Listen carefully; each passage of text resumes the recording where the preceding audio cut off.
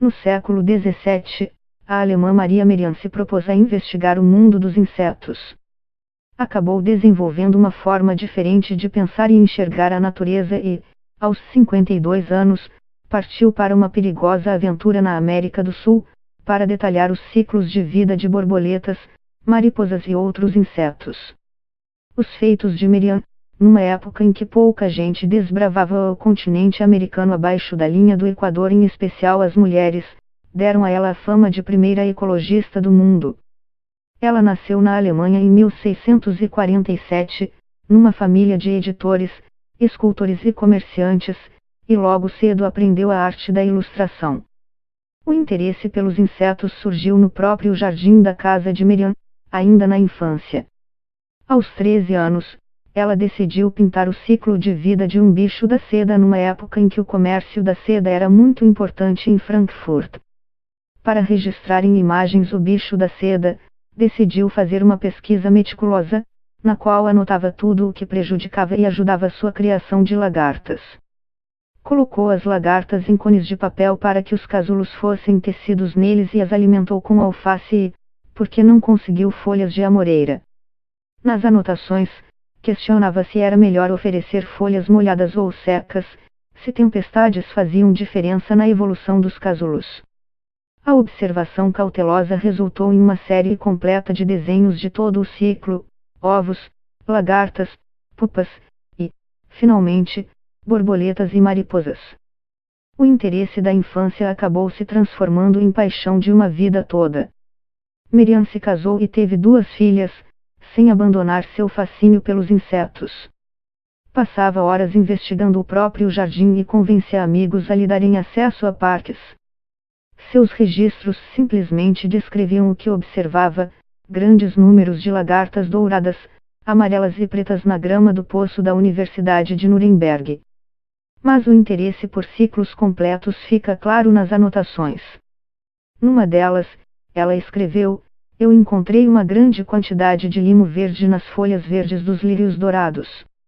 Eu toquei com a minha vara e parecia que as folhas estavam apodrecendo, e então encontrei muitas criaturas pequenas, vermelhas, semelhantes ao besouro na concha. Pequenos. Levei vários deles para investigar o que eles se tornaram. Ainda que na época de Merian fosse comum pintar flores e insetos para ornar porcelanas e outros objetos, era atípico o interesse sobre como esses bichos viviam, se reproduziam e se desenvolviam. Poucos faziam de tudo para observá-los na natureza e analisar como se desenvolviam. Em 1670, Merian publicou o livro A Maravilhosa Transformação e Peculiar Alimentação das Lagartas, uma obra ilustrada com 50 telas de borboletas em todas as fases do ciclo e com as plantas das quais se alimentavam. No prefácio do livro, Merian afirmou: todas as lagartas, sempre quando as borboletas se acasalam de antemão, emergem de seus ovos. As descobertas de Merian, que registrou em texto e imagens a metamorfose, passaram quase despercebidas. O livro estava escrito em alemão e, naquela época, o idioma oficial da ciência era o latim. Ainda assim, a obra de Merian vendeu razoavelmente bem a ponto de lhe garantir uma renda que a permitiu embarcar para uma aventura em busca de mais detalhes do mundo insetos. Em 1699, Merian tinha 52 anos e a filha caçula, Dorothea, 21. As duas embarcaram sozinhas de Amsterdã com destino ao Suriname, país vizinho da Venezuela e do Brasil. A alemã tinha visto insetos da América do Sul em coleções europeias e viajou decidida a observar algo a mais, as coisas que não existiam em seu jardim europeu e que ainda não haviam sido catalogadas. Mãe e filha ficaram 2 anos no Suriname. Viajaram pelo interior do país, explorando e desenhando não apenas insetos como também cenas da vida real. Apesar do calor tropical e da umidade, Merian continuava usando as roupas europeias com anágua e espartilho. Vestida assim, ela desbravava a selva amazônica à procura de lagartas. Fez isso mais de um século antes de Charles Darwin fazer fama ao cruzar o Atlântico. Os desenhos de Merian no Suriname, assim como os que fizera na Europa, destoavam dos trabalhos de sua época. Em vez de fazer associações religiosas, muito comuns naquela época, ela simplesmente descreveu o que via. Enquanto alguns pesquisadores tentavam separar e catalogar espécies, ela procurava o que os animais tinham em comum e tentava descobrir como faziam para sobreviver. Os registros de Miriam ainda hoje são considerados os mais completos de algumas espécies do Suriname.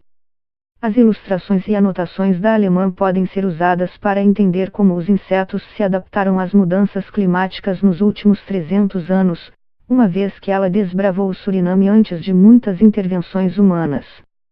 O trabalho dela continua sendo relevante para o universo acadêmico e para a preservação do meio ambiente. Por isso, muita gente a considera a primeira ecologista do mundo. Além disso, os desenhos e escritos dessa alemã que descobriu a metamorfose jogaram por terra a ideia de geração espontânea. Repolhos deixaram de ser vistos como produtores de lagartas. No entanto, o nome de Maria Merian continua sendo pouco lembrado pela ciência. Um dos seus grandes talentos acabou sendo um dos seus pontos mais fracos. As pinturas de Merian eram tão deslumbrantes que acabaram ofuscando suas descobertas científicas. À medida em que os livros foram sendo reeditados e reimpressos, os textos científicos